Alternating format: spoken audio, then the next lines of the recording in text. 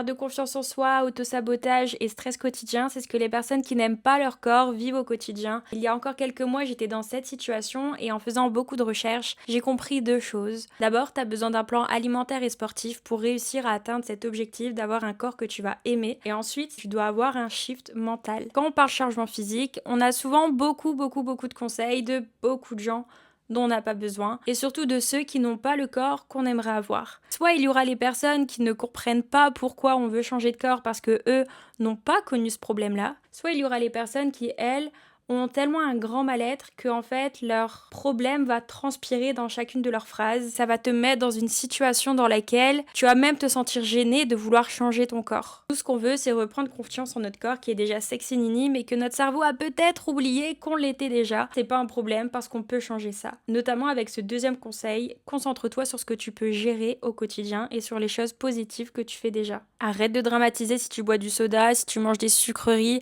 ou encore si parfois tu loupes ta séance de sport. L'essentiel, c'est de réussir à toujours revenir à ce qui te fait du bien et ce qui va servir ton objectif final. Chacune des petites actions que tu as menées au quotidien vont s'inscrire comme une habitude et finalement, ça va devenir ton identité de faire ces choses-là pour devenir cette personne-là. Ce conseil, c'est de commencer avec 3 séances de sport par semaine, un bol de compliments pour ton corps et pour ta réussite, pour tout ce que tu as entrepris dans ta vie et surtout de t'abonner pour apprendre à construire un mode de vie sain.